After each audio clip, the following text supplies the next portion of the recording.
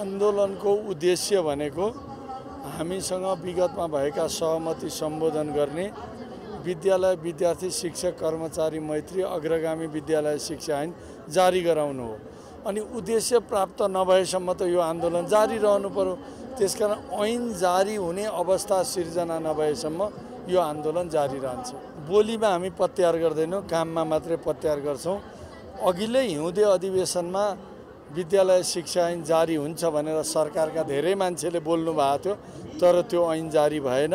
त्यसैले यसपटक नेपाली शिक्षक कर्मचारी ऐन जारी गराएर जाने ढङ्गले आन्दोलनमा आएका छन् र बोलीको हामी कसैको पत्यार गर्दैनौँ।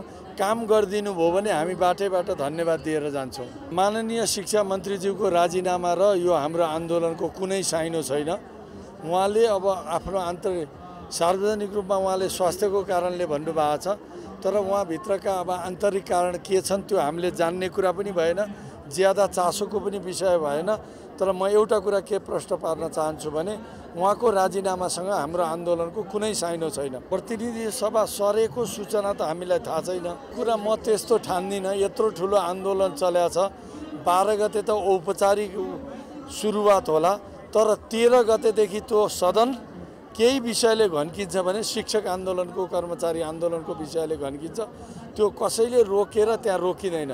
थुप्रै माननीय सांसदले अब संसदमा द्वन्द्व पनि यही आन्दोलनको कारणले हुन्छ। अनि निजी विद्यालयलाई पनि आफ्नो क्रियाकलाप बन्द गरेर हाम्रो यो महाअभियानमा साथ दिन हामीले अनुरोध गरेका छौँ। एक त निजी विद्यालय देशका हामीले जुन क्षेत्र ओगटेका छौँ त्यो सबै क्षेत्रमा छैनन्।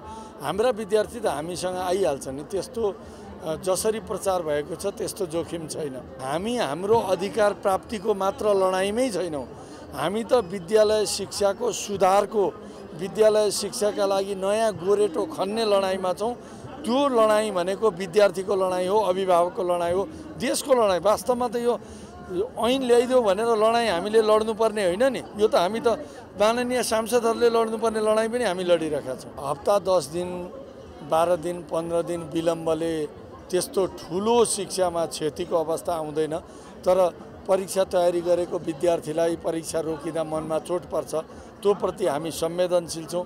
वास्तवमा योबाट सबभन्दा बढी कोही दुखित भएको छ भने नेपाली शिक्षक कर्मचारी दुखित भएको छ। तर राज्यले हामीलाई यो अवस्थामा ल्याउन बाध्य पारेको छ र यो आन्दोलन ज्यादा लमिने सुविधा छैन। किनभने 2 दिन अघि पछिको कुरा मात्रै हो। राज्यले हामीसँग घुँडा टेक्नु अनिवार्य छ र त्यो परिस्थिति सिर्जना भएपछि हामी फर्किन्छौँ। नियमित काममा हिजोभन्दा जागरका साथ काम गर्छौँ।